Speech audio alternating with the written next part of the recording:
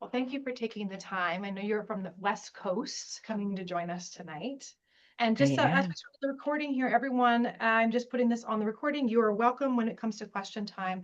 I can put you off mute if you want to raise your hand, but please know that if you are going to be commenting, questioning, it'll be on the recording. So you're giving full permission for that. And other than that, Susan, we're going to just start off with our first question. And I would say, what was the big thing? I'm going to start off with my question, then I'm going to go read everyone else's as we go. Okay. Because I don't think I asked you this in the interview, but what was the impetus of you writing the book? How did this transpire as far as you getting connected with writing and then maybe moving into working with Hay House? I'd love to hear about that. Well, I actually never have written. I don't journal. And I was standing in my kitchen and I heard it's time to write your book. And I basically thought, we're joking right now. I mean, I'm looking up thinking we're joking. And I'm hearing this in my head and it's just going over and over. And what? That's what I thought. What? I'm not a writer. Time to write your book. So I heard it so much and so strongly that I called Megan actually and said, I was in the middle of doing a documentary and I said, I have to stop everything. I have to write my book. And she said, what, you can't stop everything. You're in the middle of doing all these things. And I said, well, I guess I do them both though, because I have to write this book. And she goes, okay. And so I sat down and I really feel like the afterlife kind of just channeled through me. I really didn't my goal has always been in everything I do is to help people heal. That's always been my goal in all of my work. It's not about me, it's about everyone that needs healing and which in turn heals me. So I guess in some way it is about me, in some strange way.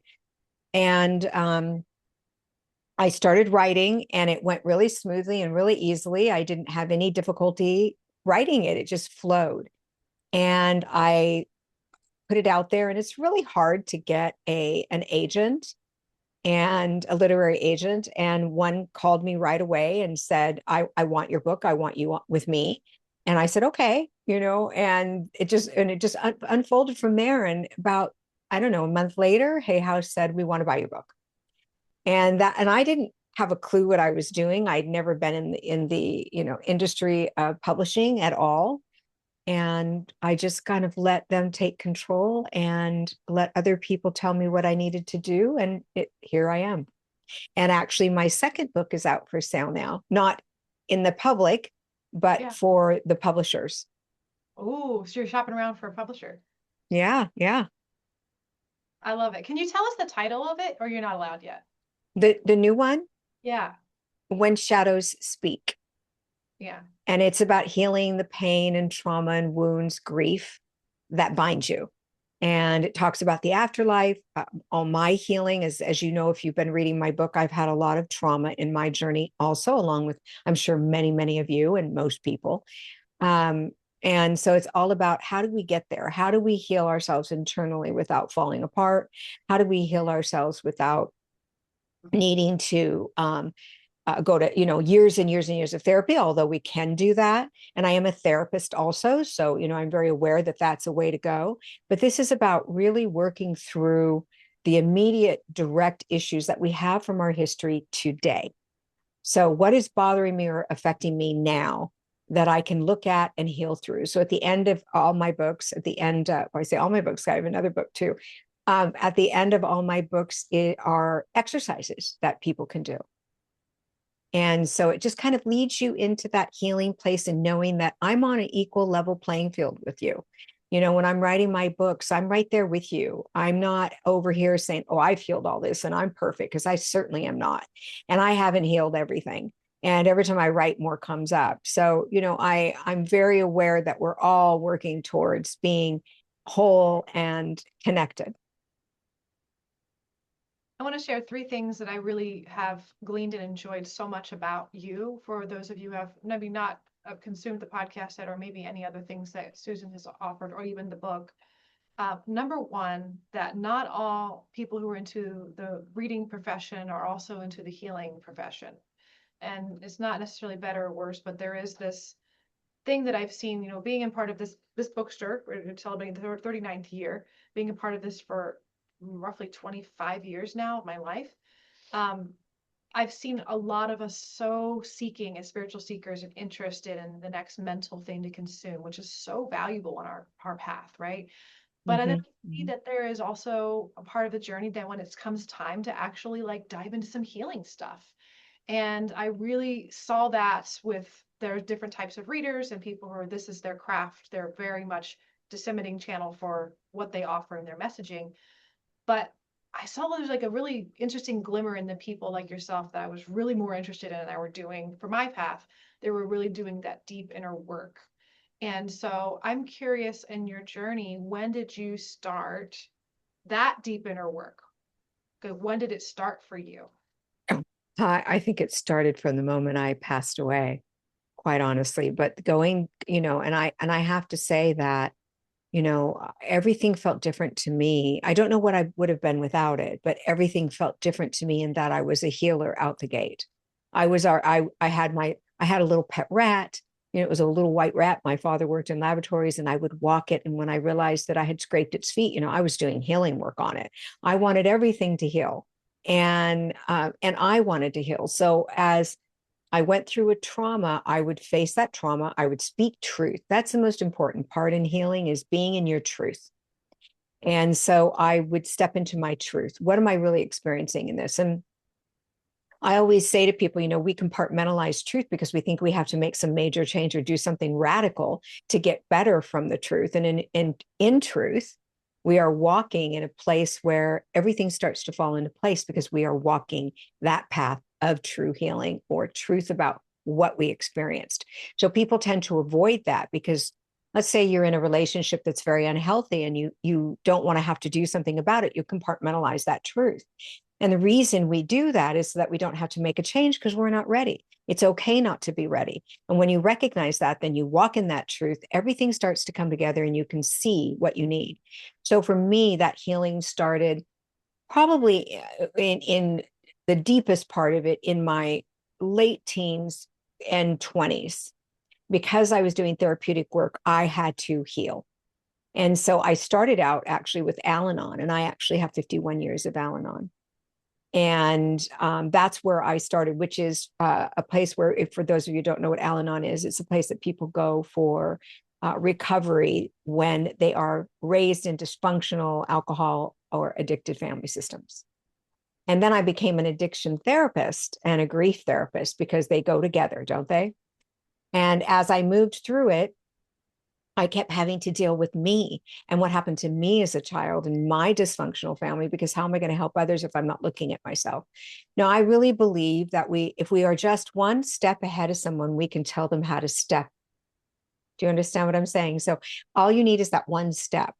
And so I was always helping, just being at one step ahead. And then as time went on, I continued working harder and harder and harder. And I've worked very hard to heal my inner child and my inner self. I will never be fully healed. I want to say that. And I don't, I know I'll be on the other side by that time. And so I'm okay with that because life is life on life's terms. And if I'm trying to constantly be totally healed so that I can be above someone, I'm not on a level playing field. We're not going to communicate properly. And I'm going to be higher than or better than. That speaks to what you were saying about being a healer next to a reader. So a reader reads above, a healer reads with. And so we are on that same field together of healing ourselves so that the greater consciousness is healing. Yes. Well, Infinite Life, Infinite Lessons, the book title is just like, there it is. Like, there's so much to learn and grow, and you will never be done with it. You'll never be done. People say to me, I really believe the soul, and you'll read this in the book, is divine to the divine. And people, when they read that, the question I get asked every single time is, because I say the soul is perfect, it's your healer, it's the place to go. And they say, well, if it's so perfect, why does it need to grow? And I tell them because it's infinite, and anything infinite needs continually to be growing or it becomes stagnant in that infinite space. So anything that is infinite needs to continue going. And that includes us, our soul, our hearts, our journey, our relationships. We don't want anything stagnant. Doesn't mean it's bad and it's not in a good place. It simply means it needs to continue growing. I just realized, and I want to apologize to the audience. I realized that I didn't give us like a 30-minute or 30-second window of time to do like a little elevator thing of like your background, because people know that you're a medium, they know the book, and they may not have read it yet. Would you just give us a brief, like your 1 minute little here I am, who I am, why I got to this, and question, because Of course. maybe you could segue into the next question. But it really is, when people think of a medium, they usually think of someone who just talks to people who've crossed over. But I know you to be more than that. And I feel like that's where this definition of medium, as a medium myself, we have to constantly explain sometimes or show up. So if you want to share and maybe riff on that, that would be great. Well, I think, my experiences in life created a situation where I had to be very empathic. I had to know what was around me. I had to be on high alert. Most empathic people are born with empathic energy. I was. However, we don't always grow in that. So, to the depth that I am, which is I feel and experience things that other people are feeling and experiencing. I am a therapist. I work with addiction and grief. I am a Reiki master, Karuna Reiki master. I'm a Sayama Diksha master, which is putting spiritual knowledge into people. I'm a medium and an intuitive. I'm a speaker and an author. And that's really in a 1 minute little nutshell. I'm also a human being with flaws and confusion and still trying to work life on life's terms myself. Mm-hmm. Thank you for that. I think that's the biggest thing that and I'd love to hear what your thoughts are as far as either what you have gleaned or what spirit says about this, maybe next, like in humanity, moving into more of a healing space where this dynamic of a power differential of where we give our power away to someone that might have the guru wisdom, or I've seen this often of people looking at us as mediums like, oh my gosh, you have so many gifts, it's so amazing, and I don't have that. And there's this comparison leveling thing that I've often seen. So I'd love for you to share a little bit about that, since we're on the same page, but we're all humans. Yeah. We're all having a human experience, but we're all souls also. And we all have the capacity to not only reach the spirit world, but live in that energy.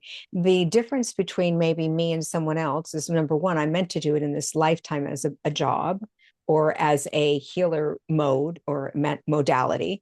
And you may not be. But that doesn't mean you can't reach it. It simply means you need to work the muscle. It's a pathway and it's a muscle that you have to work. And once you work that muscle and that pathway, you're able to open up those doors to be able to connect in. It's not that we're not getting the message, friends. What it really is about is that we're not present. And we have to be in the present moment in order to witness what's around us. So an example would be, I bring my students into my class. They've walked past a bunch of flowers down the hallway. They're all visiting and talking. And I'll say to them, what color were the flowers? And every jaw drops and their heads go down. And I say to them, if you don't know what you're seeing with your eyes, how would you know if a spirit's walking beside you, trying to send you messages, the synchronicities, the intuitive parts of what you're doing? Are you in a safe environment? Are you paying attention? Life's in session. If you're present, you're able to then work that muscle and motivate yourself to move toward that. Many people don't want to do that. Many people say to me, I don't want to feel spirits. It scares me. I'm not comfortable with it. They're the ones that aren't meant to do it in this lifetime, not because they can't, but because they choose not to, which is okay too. For me, I didn't really have a choice. I passed away. I came back. They were there and they've been there my whole life. So it wasn't an extension of me. It wasn't the phone. I don't pick it up and it comes. It is like my hand. It is part of me. And it's part of you too. It's not an extension, but anything, if I don't work the muscles in my hands won't work right. So I have to remember that. And so we all have this capacity and ability. I want to open up, Fan, for anyone online or anyone here, based on what we're already talking about. If you have any questions or even any comments of the things that you really enjoyed in the book, if you've read it so far. Do you have a question? Yeah, I haven't read the book. In fact, I just found out about this meeting tonight. He just found out about tonight. He's supposed to be here. He just found out that this group, he'd never been to the group before. Yeah. Would you like to say your name? Great. This is Greg. She's Hi, Greg. And it's not that I'm afraid of the camera. I just wanted to give other people the opportunity. It's okay. All my life, I don't feel I've made choices in my life. It's like I take a step one direction and spirit takes me. Okay. And 2 years ago, I went through a very interesting thing where spirit came to me and said, you need to move on. And my whole life transitioned at that point. And I know I have things I need to heal, some specific, some not, but I can't decide, or I don't make the decision what to heal.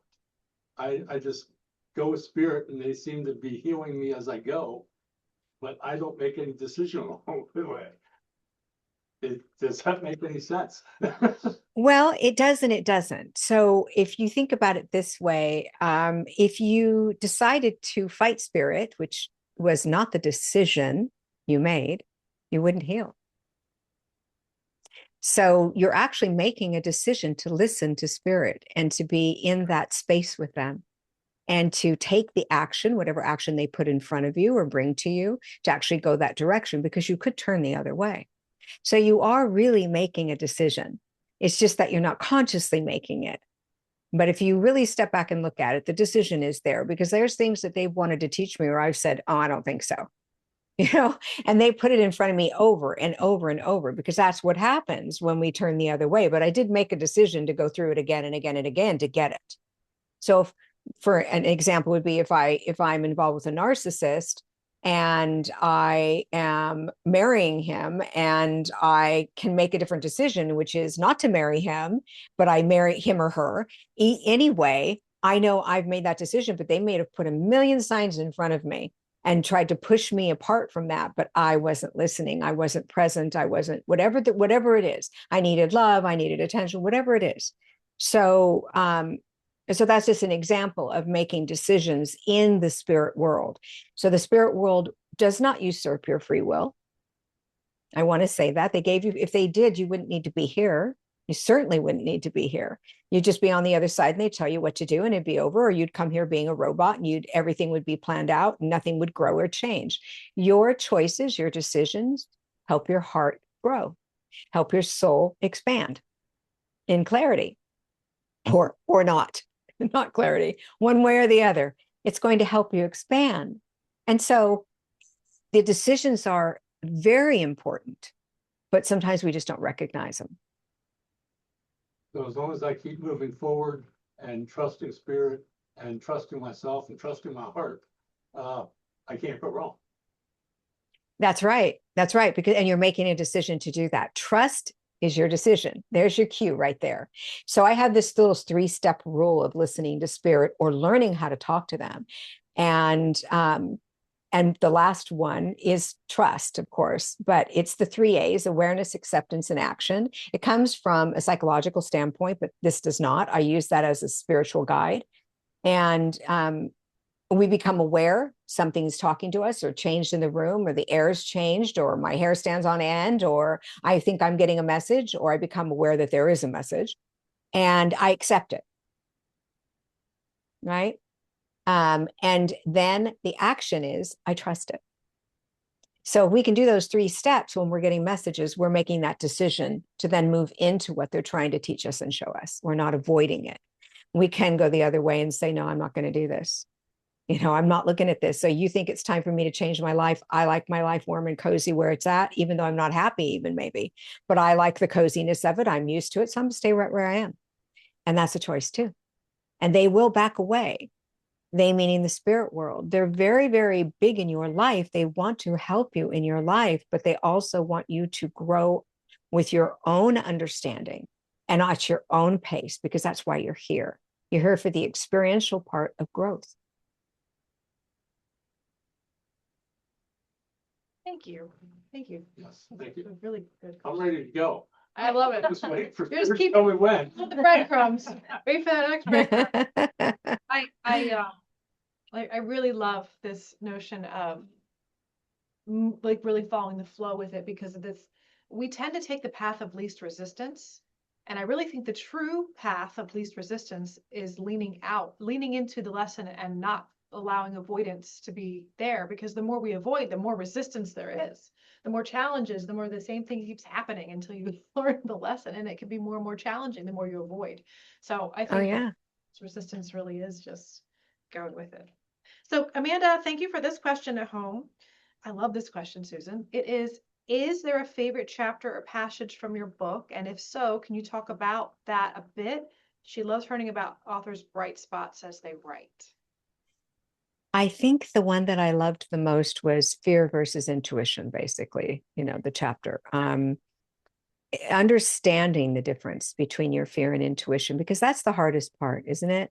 When my head gets in the way, my fear is in the way, and what I fear I feed, what I feed I perceive, and what I perceive becomes my reality. And so I have to be very careful, but I sometimes don't know, am I getting an intuitive hit or is it fear? So the chapter talks all about, it really helped me. It truly did, because sometimes I would forget, but the chapter talks all about how to tell the difference. So fear is very, very overwhelming. It feels dark, it feels heavy, it feels laden with panic. It has a different texture to it. Where intuition comes in very smooth, even if it's not a good message, and you might later feel fear. When it comes in, it comes through your sacral area, your stomach area, and it comes in. It's a knowing. That's why you hear people say, that upsets me so much, I feel like throwing up. They're feeling it in their gut, right? And so the gut is your great tool, and that is your intuition. But when fear gets in the way, it's less the gut and it's more, oh my God, and a panic sets in. So I loved talking about that, because I think that's one that's the hardest for people. Like, how do I know it's not my fear and it's really my intuition? And so that, because if I follow it and it's my fear, I'm in trouble. And so I think that chapter was my most knowing chapter. I think But I that loved it all.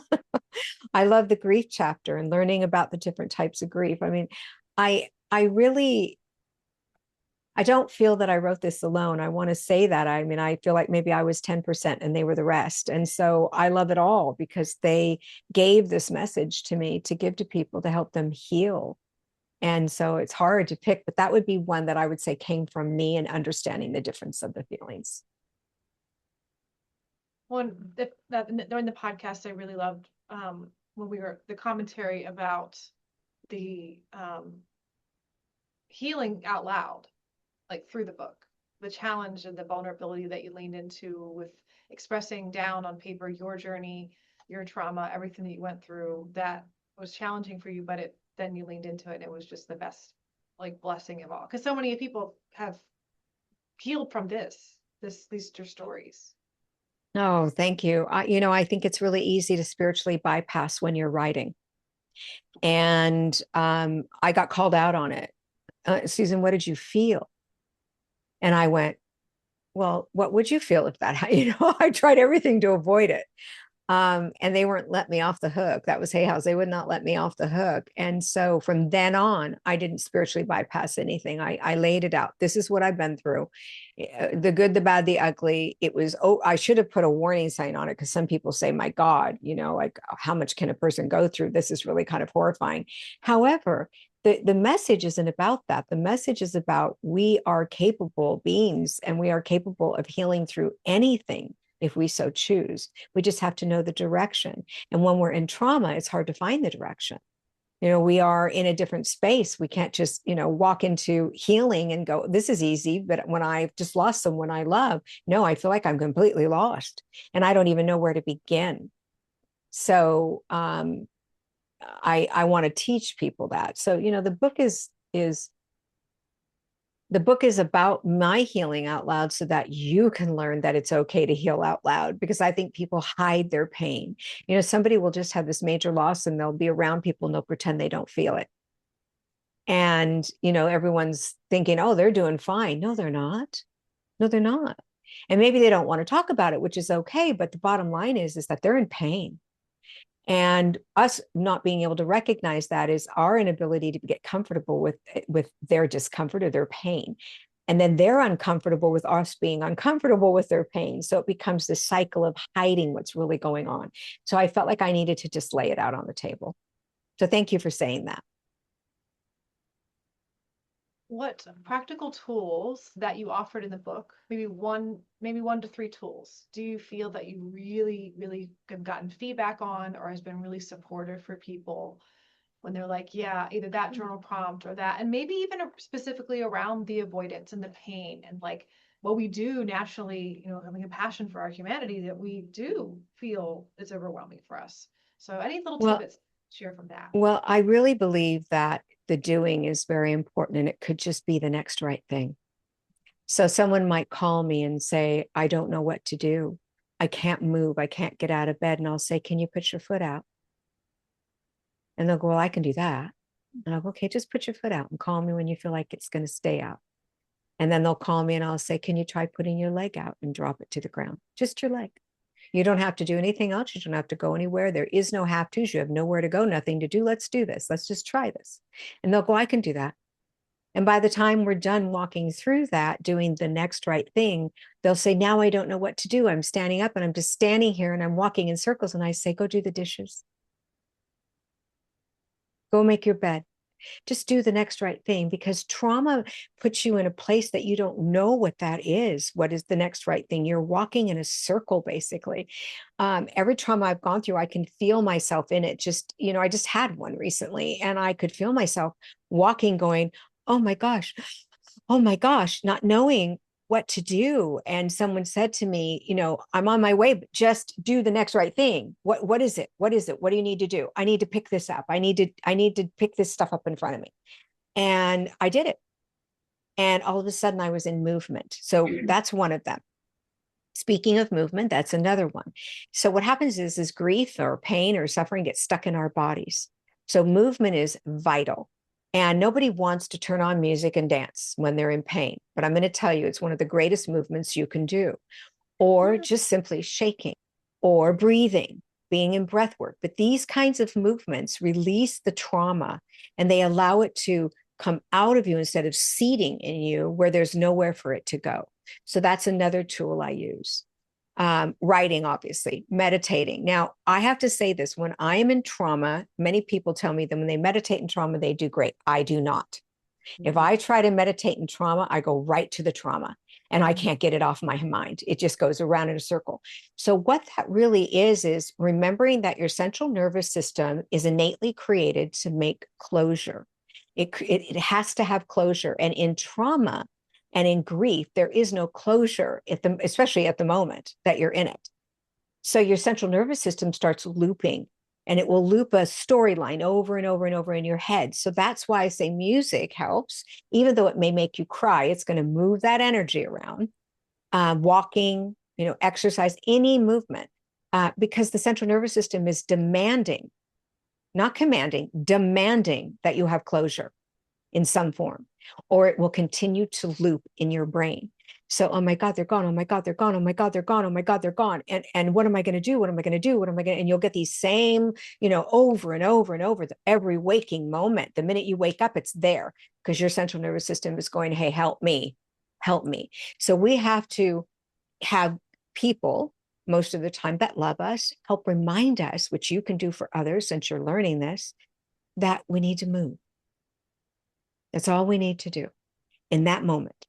And that will move us to the next movement and the next movement. Sometimes it's picking up a fork and swallowing, because when we're in that kind of grief or pain or trauma or fear, eating, swallowing, drinking, not alcohol, drinking fluids that are healthy for us, we don't even think about that. We're just numb. It's as though everything is shut off. And so we need to help others, and we need to have others help us. I love you ending with the others. One of the things that, Susan, that most of my work is working with chronic stress and trauma, not just in the bodywork piece, the education, the community, the connection. And so we're putting together, of course, our event. This is the 24th year for the New Visions Holistic Expo, everyone. Those of you who have been there, those of you who are not, this is the second weekend in August. And we're looking to take what you're sharing here in the event, the 4 things I think are really important for working with chronic stress or trauma. Most people wouldn't have identified right now of having trauma. They may not. That may be a word they don't associate with what's going on. But there's the collective trauma that we all have gone through, that we are going through, that the global change that we're having. So I'd love to hear if there's any other ideas or thoughts as with your background that you think would be good to incorporate in this event. So we're going to be incorporating first, a big thing that's needed is extraordinary experiences with readers and mystics, all these things that help you trust and surrender, know that there's life is holding you. Movement and fun and play. That's a big part of this. Food, which is a huge part, and healthy food and support for your body physically, physiologically, and then connection and community. So those are the 4 things that I've really wanted to weave into all the events we do here, Firefly New Visions, but into the expo in a bigger way. Is there anything else that you feel that would be Well, I really think people definitely need to remember that joy, laughter, love, happiness can exist in the same room with pain, loss, grief, and trauma. It can be in the same space. It's not dismissing that you're in pain. It's simply saying, I can have both. And when you recognize that, so I do a mama's group that I go for a week, and I work with mothers who volunteer, and I work with mothers 24/7 for 5 days that have lost their children. And one of the things that they have trouble recognizing is that they can have a little laughter, and it's okay that it can be in the same space as their terrible sadness. And once they laugh, they go, I feel so guilty. How can I be laughing? And I tell them, because it can exist in the same space. So learning that is of the greatest value whenever you're going somewhere to be in an event. Like the event you're having, it's the expo. It's so important to remember that you need both, that you are in a human condition, in a human body, and your soul needs to be fed in every direction. Body, mind, spirit. Body, mind, spirit. You have to remember that has value. There's a reason why it's always spoken. It's not just words. And we hear these words so much that they become just random words. And when you really think about it, the body needs to be fed and nurtured. The mind needs to be fed and nurtured. And your spirit needs to be fed and healed and nurtured. And if we can work in all 3 areas, we're able to move through. Well, look at what you've moved through on your journey, just about anything. everyone's still here, right? You did a good job. We're doing great. Yeah. Yeah. We are about time here. We're actually 2 minutes past time. So thank you so much for being generous with those 2 minutes. I wanted to ask if there's anything else you or even Megan has to share about fun upcoming things for you, where we can tune into you more, anything about your programs, anything that you want to share with us, or any other Well, questions it gives you that we didn't ask you that maybe should be answered. So I have a podcast called Infinite Life, Infinite Wisdom. I would love for you to listen to it. It's all about life here and the afterlife, both, because we have both. I have my Infinite.app, which is a free app, my Infinite.app, and it's a wonderful free app that will do your biometrics for your body aura. It has horoscope, it has tarot, it has everything imaginable on it for you to just enjoy and heal with. I'm going to the Omega Institute in New York. I will be there the 10th, 11th, and 12th. And I will be teaching all about healing and mediumship and forensic mediumship, which is really fun and exciting. That's finding missing people, which I'm working on a few cases right now. And May 11th, June. June. Okay. In June. And it's rare for me to go out to New York, except for I'm going to be going back on the Drew Barrymore show a couple more times this next year, from what I understand. So that has been really a blessing, because it's helped so many people. It's not about me, it's about them. And it's helped so many people. I can't even tell you how many letters I get and emails that people have had help. So I think Megan put some of this stuff in the chat. That's what I can think of right now. Susan Grau Official is how you reach me on any social media. I always try to respond to people. and it's the 12th through the 14th. So I'm going the 11th. So I apologize. I have to fly out early. And that's Omega. And I just have so much. There's so much. SusanGrau.com is how you book appointments with me. I do a lot of volunteer work, and I don't always announce that, but I do a ton. And I work about 70 hours a week. And I'm either writing, I'm learning, I'm doing volunteer work, or I'm doing readings. So I have a short window that I do my regular work, which is, therapeutic work and or reading, intuitive work. And the rest of the time I'm trying to help people heal. So that's kind of just all about me. I think Megan might have more. I don't know, but that's what I have. At the Omega Institute, Susan actually will be teaching about forensics and about psychometry, which is something that is usually reserved for Susan's in-person classes here in California. So we're really excited to have Susan bring that to the East Coast because it's something that Susan's always being asked about. And Susan also is a past life regressionist. So if there's enough time that weekend, I think she is considering doing a few different PLRs while we're there. So it would be wonderful to be able to meet some of you in person. And I know this East Coast loves Susan so much. So it's nice always to come out. We also have classes coming on human shift pretty soon. And then we have another class I just did, and I don't think they charge very much. I'm not sure. But Yes, there's another one. It's the humanities team, and the link is actually already listed in Susan's bio. So there's a discount code. So if you join that link from Susan's Instagram bio, you're able to go ahead and sign up for that workshop. It's amazing what Susan teaches on there. And I want to say this, I'm not making a bunch of money doing it because this isn't a sales pitch. It's really important for me to say that this is about healing. That's what it's for. So I don't know what they make. I don't ask. I just give them the classes. But there's a workbook for the classes that I do. And most classes that you see online, you don't get that. So that's kind of nice too. I really believe in really focusing our attention on something, not just listening to it. So thank you for asking. I am gonna post the information about the Mega Institute in our newsletter for all of our clients who are not here, just in case they didn't get a chance to watch this by the time June comes around, so that they know more about that. Because I think that's important that you have access to, like on the East Coast. That's really good. One other question we have. Do you have time for one more question? I absolutely do. I'm just sitting here. Can we heal spirits on the other side with our healing here? Well, if you're talking about ancestral healing, I actually did a whole podcast on it. So I would listen to that. If you're talking about someone on the other side that might not be well, then they're well. They're well. When we cross over, we are healed. And so can you give them love and light? Yes. I mean, we all want that. We all love that. Our souls love to be filled with that. But no one on the other side needs to be healed. And I really want to get that across to everyone. Having been there, I saw that. And we are healed the minute we cross to them. Now, there is, our life review, which does exist. And we do a lot of healing work in that. But when I say we're healed, we're not in suffering and pain any longer. Yeah. Question on the healing of it. Yeah. Hi, my name is. Speak up really loud so she's your way back. Oh, can you hear me? Somewhat, yeah. Sorry.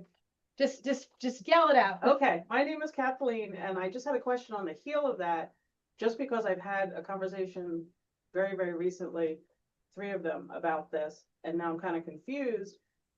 You say everybody's healed when they're on the other side. Does that mean, can there be someone on the other side who doesn't necessarily wish you well? It can be interference, say, or. I don't believe in that. So that is not something. I really believe what we fear, we feed.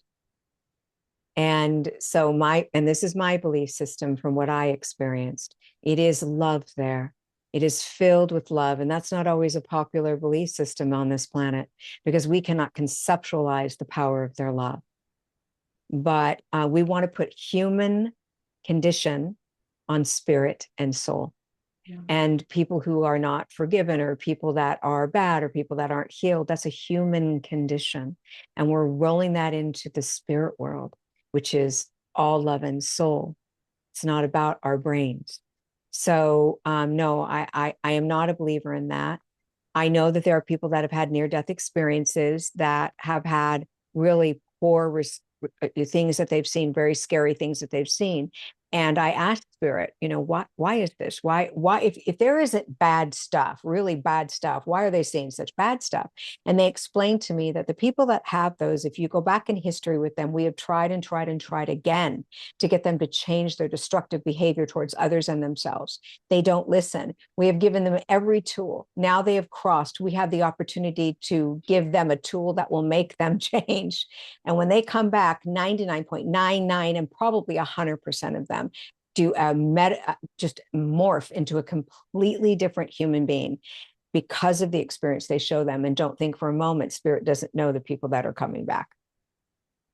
So they explain that to me, that they've tried everything.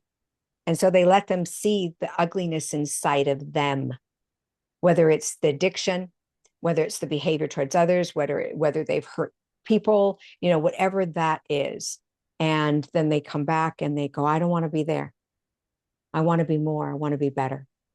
But other than that, in all of my years, and I'm going to be 67, I was 5 years old, just about 5 years old when that happened. I have never encountered an evil spirit. But I can tell you that friends of mine talk about it all the time.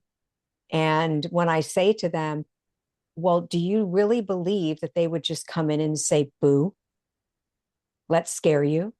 No. If they were really powerful to harm you or could do something to you, it'd be done. If it was evil, it would be done. That's like saying a serial killer that's got you alone isn't going to harm you. So you have to look at it logically and with common sense, and it really helps you see that no evil entity is going to just walk in and go, boo, I'm going to scare you. As far as ancestral work, there's imprints. So if somebody lives in a home and they have abused everyone in that home, that imprint remains. It's an energy base, because we are energy. That's what we're feeling, is the imprint. And that needs to be healed, not for them, but for us, so that we're not feeling that energy in that particular space. And I hope that made sense to your question. It does. It does. And that's actually what I kind of assumed for the longest time. But I'm just wondering, and I don't know how time is experienced on the other side, but I know that people who have transitioned in my life, close relatives, I have been talking to them now again since then, and there does seem to be a delay and a process, that is my experience, experience where I didn't have a good relationship with my father. He transitioned, and it took many years. I felt like I was arguing with him and sort of challenging him. And then he did make a change. It's almost like he decided to do a sort of therapy or something, but there was a delay in time. So Well, I'm wondering how that works, if that's based on stuff I was hanging on to or what. Well, yeah. So the delay is in us. There is no time there. So this is how I can explain it to you where it might make sense. If I were to put you in a room that had no day or night, it could be a light room, a dark room, doesn't matter. No windows, no calendar, nothing that tells you day or night. After a while, there'd be no time. It would be non-existent. There would be no time. It would just be that moment, because you can't tell the time.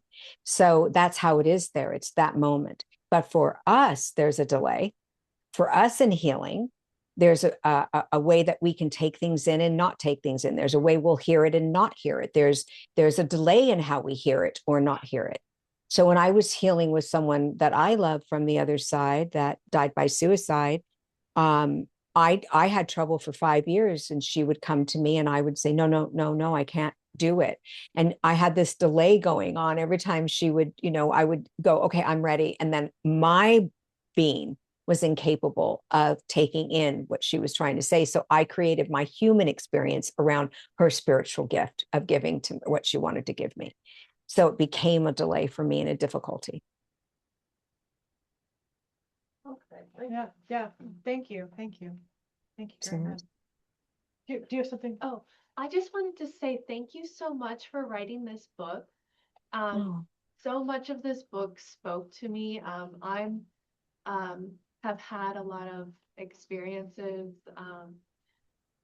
I don't really consider myself a medium, more like an intuitive channel. And it's it's just so validating to hear you be vulnerable and speak about your experiences. And um, when they happen, you know they feel real to you, but then your logical brain always questions things. And so to read it in a book and say, oh my gosh, someone else experienced this and Oh, thank you. yeah, Thank you so for saying that. That's what it's about. That's what it's yeah, about. And let me just say, it's interesting. You said, I'm not a medium or a channel or anything, but the truth is we all are. yeah, I mean, I don't You don't work the muscle. well, no, I do daily. It's Okay. just I don't resonate with the word medium because it's not Neither do I, but we have to label it, I mean, like we right. have to have a name. So yeah, So neither do I. I don't, yeah, more like a channel or a psychic and Healer.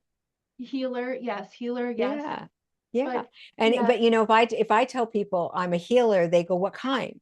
I know. And Well, I I'm like, right, you know, right. um, Yeah. so yeah, I mean, I think that the label is just for identification purposes. Yeah. That's it. Like identify what I do. And Yeah. that's, like even in the dictionary, any label is, right? Any label.